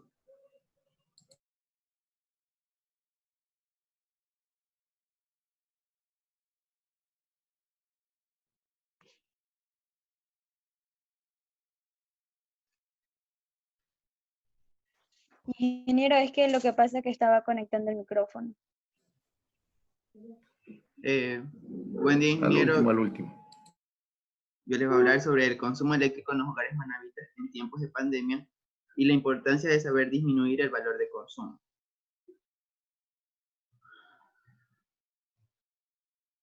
Como resumen tengo, el consumo eléctrico en los hogares del sector manavita presenta un alto índice en el incremento del valor de cada planilla. Cabe recalcar que esto es dependiendo de cada estilo de vida que tenga en sus casas. En este caso, el presente proyecto de investigación trabaja con datos estadísticos en lo que se utiliza la plataforma de Google Forms para recolectar datos de una encuesta planteada acerca del consumo de sus casas y la opinión que ellos tienen acerca del ahorro energético en los hogares. Además, el propósito de este trabajo de investigación es dar a conocer que la gente se informe sobre lo importante que es ahorrar la energía eléctrica y el beneficio que les da, tanto económicamente como ambientalmente. Las palabras clave es el consumo eléctrico, el incremento, lo que es ahorrar energía, el sector residencial y la pandemia. Estas son las palabras claves de todo este estudio de caso. Bueno, un poco de la introducción es sobre el consumo eléctrico, que es la cantidad de energía demandada por un determinado punto de suministro durante un plazo de tiempo denominado periodo de facturación. El uso eficiente de la energía eléctrica en el sector residencial, en particular el correspondiente a iluminación, representa una estrategia de mitigación. ¿Por qué hablamos de mitigación? Porque aprovecha minimizar la demanda de energía eléctrica y reduce el consumo de las consecuencias de las emisiones a través de medidas de mitigación. Entre los antecedentes que puedo recalcar de este estudio de caso es que en nuestro país el cambio de consumo energético en el sector residencial estaba potencialmente nivelado, ya que las personas ahorraban energía al no pasar en sus hogares. Pero en este tiempo de pandemia, que transcurre desde el mes de marzo, aquí en Ecuador, fue desde a finales de febrero, pero comenzó desde marzo el confinamiento, fue relativamente normal. Pero a mediados de este mismo mes se empezó la disminución del gasto eléctrico en las zonas industriales. ¿Por qué? Porque las personas no trabajaban, entonces estaban en sus casas, y esto hacía que el sector residencial suba su incremento de energía. Como podemos ver, sin embargo, el consumo en la zona residencial creció. La mayoría de los habitantes permanecían en sus hogares ocupando artefactos y equipos eléctricos, ya sea de entretenimiento o trabajo en casa, elevando el consumo energético en sus planillas. Pero con la invención de artefactos modernos, las personas han reemplazado estos artefactos viejos por nuevos, haciendo que les ayude a reducir un poco el nivel energético, aunque todo depende de cuántas horas este se utilice. Bueno, como problema de investigación es el alto consumo de energía eléctrica en los hogares manavitas en tiempos de pandemia. La metodología que utilicé es acerca de la presente investigación. Se recolectará datos numéricos correspondientes al uso de energía eléctrica en sus hogares, con el formato de una escala de Likert, donde se usará la plataforma de Google Forms.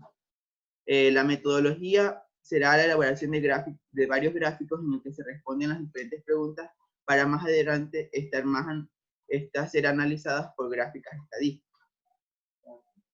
Los objetivos mi objetivo general es desarrollar formas y consejos que ayuden a reducir el alto consumo de energía eléctrica en el sector residencial para establecer los potenciales factores que se vienen dando en esta época de pandemia. Este es como mi problema desarrollado en un objetivo. Bueno, el marco teórico es que es energía, el consumo eléctrico, ahorro de energía y la importancia del ahorro de energía. Entre los resultados y análisis, en el procedimiento es que se tomaron en cuenta la encuesta, a ver si existía un índice de consumo elevado en el sector residencial en esta época, y qué tanto había incrementado en su hogar de consumo, y además si el grupo de climatización, entre el grupo de refrigeración y climatización, lo que es el grupo de iluminación, el grupo de computación y otros servicios, cuál era el que más gastaba energía. Y si modernizando los aparatos se ahorraría el consumo de energía. Esta encuesta fue realizada a 160 personas de diferentes rangos de edades. Como se puede observar en la tabla, aquí está, y es un dato importante, el diagrama de pastel, dando a conocer que el 14% es del 45-80, un rango. Un rango de edad. Entre los resultados, en la pregunta 1 se observa cuántas personas estaban de acuerdo.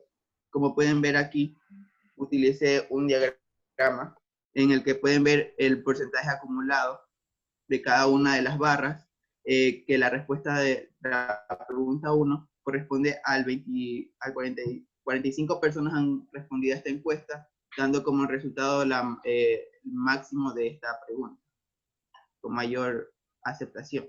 En la pregunta 2, es en este tiempo de pandemia qué tanto se ha incrementado el valor de su planilla de luz, dando como un 8% del segmento de la población que no se ha incrementado el consumo eléctrico, pero en cambio el 27% de las personas creen que su planilla de luz, su consumo eléctrico sí ha aumentado significativamente. En la pregunta 3, como se puede observar en la gráfica, la variable mayoritaria está con el 51.2%, lo que representa si la pregunta de los aparatos de climatización consumen más energía en el hogar, dando como resultado que esta se dispare, como pueden ver observar aquí, elevando el porcentaje de acumulado y luego ir en forma recta. En lo que corresponde a la pregunta 4, es que estos datos, con un 44% de un segmento de la población, se encuentra de acuerdo en que modernizando sus aparatos eléctricos, como pueden ver aquí, modernizando sus aparatos eléctricos podría haber un mayor beneficio en lo que es la planilla del consumo energético. ¿Y cree usted que es necesario implementar las medidas de ahorro? Casi la mayoría estuvo de acuerdo en que definitivamente de acuerdo de que exista un mayor incremento, un ahorro energético en sus hogares, como pueden ver aquí. También el porcentaje acumulado se alza y luego continúa en forma recta un poco.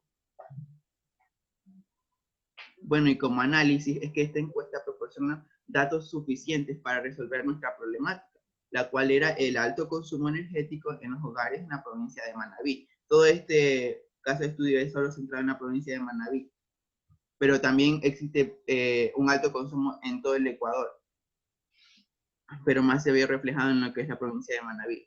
Y esto nos da conocimiento para implementar medidas de ahorro, haciendo conciencia de que ahorrando energía eléctrica nos ayuda tanto económicamente como ambientalmente. Por ello se puede apreciar un alto índice de pobladores que se encuentra de acuerdo de que la mayoría, su mayor grupo de consumidor es la climatización y refrigeración, ya que pasan con mayor frecuencia prendidos y esto hace que en sus planillas exista un alto consumo, dando así una elevación al gasto económico en el hogar. Y bueno, como conclusiones es que la crisis sanitaria, por lo que está pasando en los hogares manavitas, ha hecho que las personas, en este caso, se queden en sus casas y esto ha llevado a que se incremente su consumo eléctrico. Y al no salir, ellos utilizan los artefactos y aparatos eléctricos con mayor frecuencia. Y Sí existen numerosas acciones que pueden tener en cuenta para fomentar el ahorro energético, pero las más sencillas se encuentran en gestos en la rutina diaria. Por ejemplo, no tener conectados los aparatos eléctricos cuando no se usan, apagar las luces, así. Bueno, este es mi estudio de caso. Como anexo, puse la encuesta con las, Sí, y eso, las... tranquilo, eso queda en el documento. Eso sería todo, ingeniero. Listo, Gracias. gracias. Mendoza.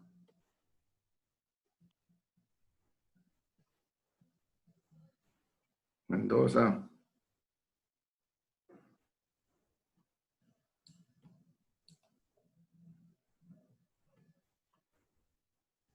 No se te escucha, Johnny.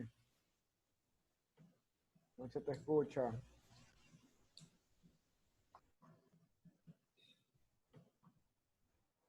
Mendoza. Parece que tiene problema con el micrófono. No, no se te escucha, no. Escucha, Johnny, para nada. De tener bajado el volumen. No se lo tiene. Sí, de activarlo tiene activado. Lo que pasa es que no lo tiene tal vez tiene bajo el volumen o no lo configuró. Claro, porque no se le escucha nada.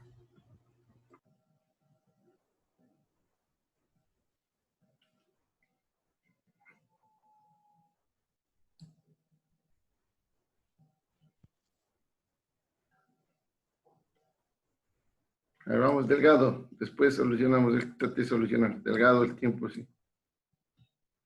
Delgado, ¿tienes listo, Delgado? Sí. Ya listo, vaya. Ya empiezo a compartir. Sí. Esperemos soluciones.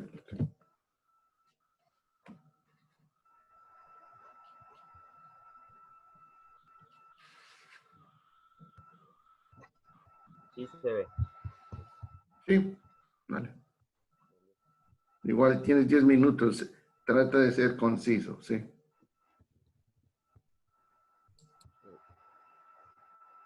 Como podemos ver, mi tema se basa en lo que es el transporte de la energía eléctrica a través de ondas propagadas por el aire a través del efecto electromagnético. En la de contenido tenemos lo que es una idea en lo que se basa toda la explicación del proyecto, novedades, justificación, la problemática, introducción, hipótesis, marco teórico, método para facilitar lo que es la transmisión de energía, la tecnología Wixitrix, las ventajas, desventajas, conclusión, recomendaciones. Aquí podemos ver lo que es el agradecimiento, agradeciendo a todos los que aportaron, así sea en una encuesta o en algo para el proyecto. Empezamos lo que es la problemática, que básicamente se basa en lo que es una pregunta. Y la pregunta es, ¿cuál es la mejor tecnología para usarse domésticamente sin tener riesgos alguno para la salud y que sobre todo sea eficiente? Como la explicación de la idea se basa en lo que es la tecnología Wixitrix, que está centrada básicamente en transmitir ondas electromagnéticas, y este fenómeno es posible gracias a lo que es la resonancia magnética. Y esta tecnología está puesta en desarrollo para transmitir energía, pero la problemática es que no abastece lo que es aparatos electrodomésticos, porque eso demanda una gran cantidad de lo que es la energía. Y también podemos ver lo que es la toxicidad del magnetrón, que esto está compuesto por lo que es una antena de berilio, que es material químico de símbolo Be, número atómico 4, y la exposición al efecto del magnetismo, esto puede causar lo que es beriliosis, o más conocido como cáncer de pulmón, siendo este la principal vía de absorción respiratoria. Y el objetivo de esta investigación es rigurosa, debido a la búsqueda de información necesaria para intentar llenar una posible solución a lo que es el daño a nuestra salud. Y dice que nosotros como futuros ingenieros debemos buscar soluciones a lo que son temas respecto al cableado, para así no utilizar muchos cables que, por ejemplo, este problema lo tiene Manta. Por ejemplo, en la vía 4 de noviembre, donde están los famosos videos que son puros cables así enredados y ni uno mismo tiene idea de dónde están conectados y eso, que son problemas. Las palabras clave son el magnetrón, que es la antena de berilio, la tecnología Wixi-3, la salud y la electricidad. Este es el resumen en inglés.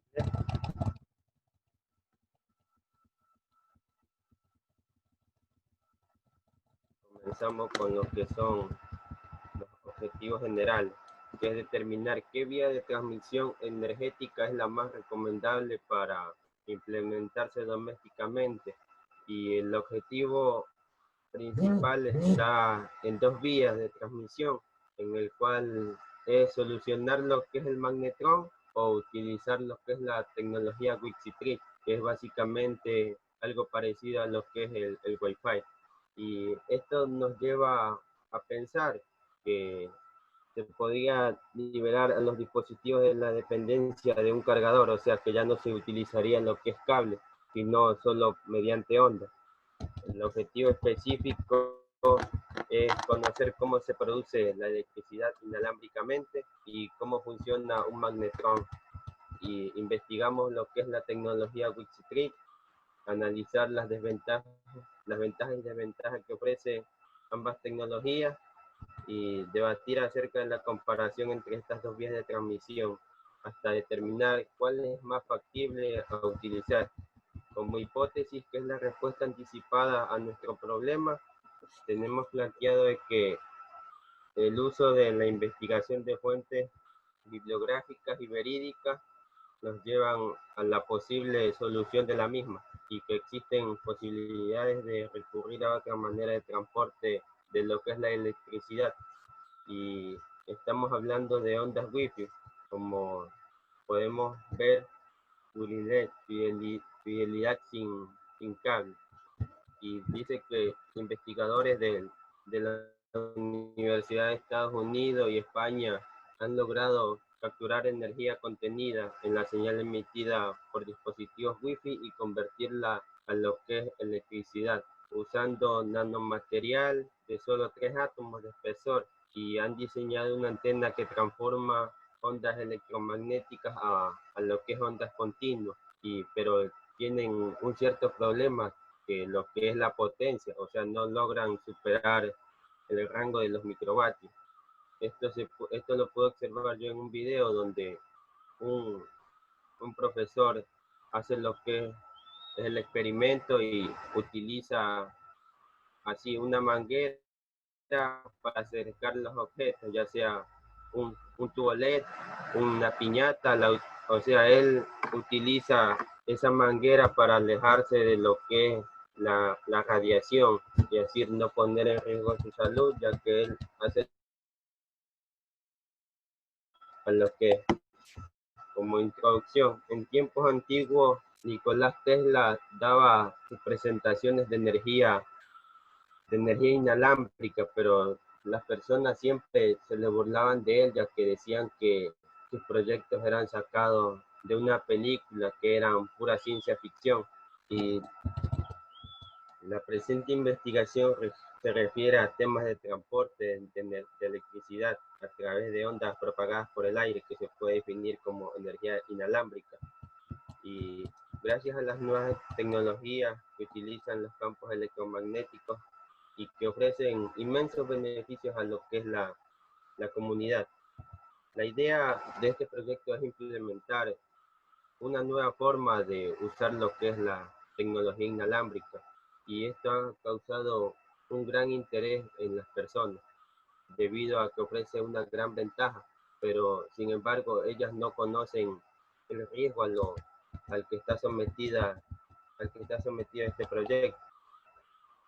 Y para poder llegar al uso de esta energía debemos tener un concepto claro de lo que son las radiaciones, debido a que vamos a utilizar material muy peligroso, y que esto esto nos afecta por medio de lo que es el aire. Los autores Spinelli en 2018 afirma que las RI, la capacidad de transferir energía en lo que es radiación, puede dañar lo que es nuestro tejido en ADN, o sea, nuestras células, pero también puede afectar términos y en nuestra salud y no términos en la salud de los seres humanos. En la actualidad debemos tener en claro que el término radiación transporta lo que son ondas dañinas a nuestro organismo, como afirma Pentágonos y Torres en 2014 en una universidad de Massachusetts, en un instituto tecnológico. Ellos retomaron el problema y pusieron una solución y lograron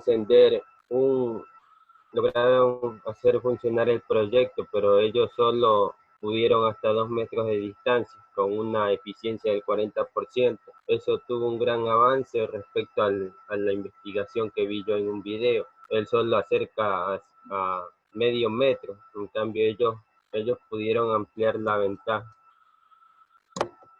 Y aquí podemos ver lo que es la toxinidad del magnetrón, que está compuesta, como anteriormente dije, por una antena de berilio de material químico, y que esto puede ser absorbido vía respiratoria. Y en el marco teórico tenemos lo que es la investigación de toda la inducción magnética, el magnetrón, láser, radiofrecuencia, tecnología Dulcitrine, de las cuales todos estos son métodos a utilizarse para reemplazar lo que es la antena de berilio, que son... Queda 3 minutos. Para nuestra salud. En la encuesta pregunté qué es la tecnología Dulcitrine, el 90% no coincidía, y pregunté que si era posible hacer prender un foco sin necesidad de cableado. Más del 50% no tenía conocimiento. ¿Y estaría usted de acuerdo en utilizar tecnología inalámbrica? Y la mayoría respondió que sí. Y la mayoría de las personas también no saben que las ondas electromagnéticas producen daños en nuestro cuerpo. La tecnología Dulcitrine ya la conocen, que son ondas electromagnéticas transmitidas por el aire, que es algo conocido como vía Wi-Fi. Estos son el instituto que puso en práctica el proyecto Dulcitrine, teniendo un éxito de lograr encender lo que es el foco, un foco a 2 metros de distancia inalámbricamente. Lo que es la resonancia es un factor importante para lo que se requiere la transmisión inalámbrica. Las características, podemos ver alta eficiencia de energía, transferencia de energía sin importar obstáculos. Esto puede traspasar lo que es madera, paredes, vidrio, ladrillo y lo que es hormigón. Transferencia de energía segura para las personas y animales. Esto quiere decir que la tecnología no es dañina para ningún ser vivo. Permite soluciones de milivatios a kilovatios. Esto nos da un mayor rendimiento. Esta pieza podemos ver lo que es un magnetrón, que es un tipo de electrón en la cual puede producir oscilantes de ultra alta frecuencia.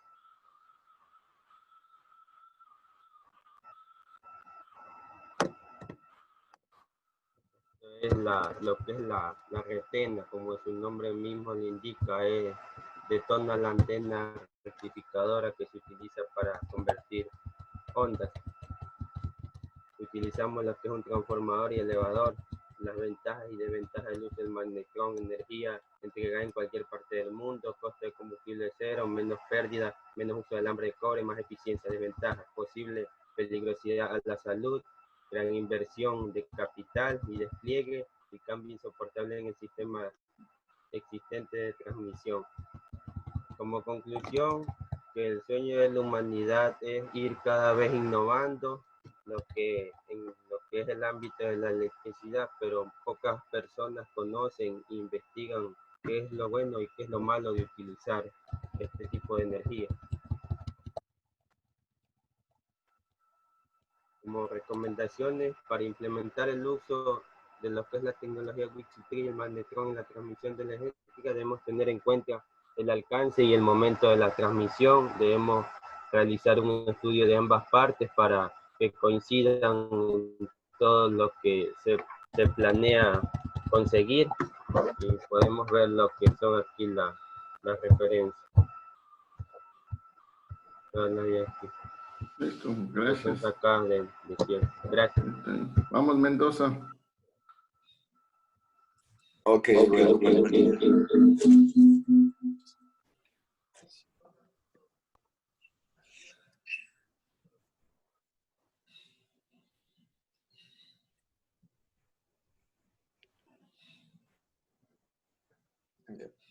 Ahí se está compartiendo.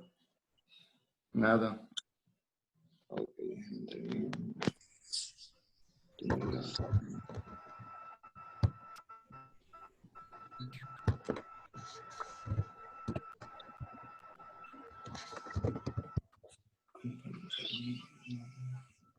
Compartir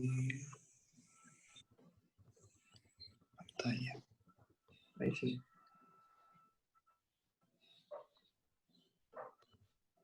Ahí sí se está transmitiendo la pantalla. Nada.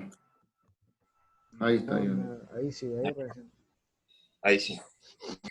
Tienes 7 minutos, Mendoza. Ok, está bien. Bueno, aquí estamos con mi tema. Mi tema es la bioimpresión 3D, el uso de impresoras 3D y su implementación en el campo de la medicina para tratar a pacientes con implantes de órganos o prótesis. Tenemos la visión y la misión de la facultad, la dedicatoria y los agradecimientos. Los agradecimientos están hacia el profesor que lee el proyecto y los estudiantes que también me ayudaron a rellenar las encuestas. Aquí tenemos el abstract de 220 palabras, si no me equivoco. Y la introducción. Bueno, como introducción puse que estamos en una década en que la tecnología y a la vez la impresión en planos tridimensionales ha ido ganando un espacio por sus grandes aplicaciones y multifuncionalidad, siendo más fuerte en campos priorizados como el de la medicina e ingeniería, por lo que resulta de nuestro interés su aplicación en la creación de modelos anatómicos, de prototipos, prótesis personalizadas y más aplicaciones que se le pueden llegar a dar. Pero, ¿qué es la impresión 3D? Esta técnica empezó a practicarse en los años 80, pero ha sido a partir del año 2003 cuando ha empezado a desarrollarse y aplicarse en otros ámbitos consistentes en un grupo de tecnologías de fabricación por adición mediante las cuales se obtiene un objeto tridimensional que tiene altura, anchura y profundidad. Cuando hablamos de la impresión 3D, hablamos de tecnologías capaces de elaborar un objeto tridimensional a partir de diferentes materiales. Eso va a depender del uso que se le dé y en base a qué material es el que sustituiremos. O sea, si vamos a usar una prótesis de un brazo, necesitamos usar un material un poco más resistente porque los brazos se ven sometidos a grandes fuerzas. Estos cuerpos u objetos se utilizan en multitud de ocasiones para sustituir en personas órganos y otros elementos corporales que se encuentran dañados o que nacieron ya sin esos órganos. Tenemos los objetos.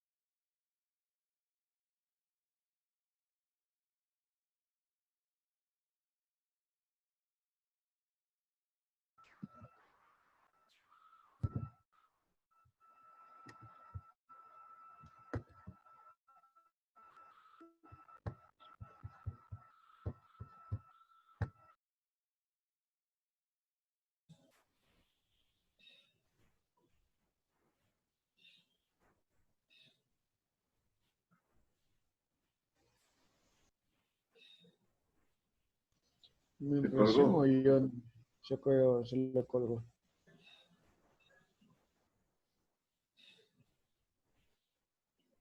Bueno, creo que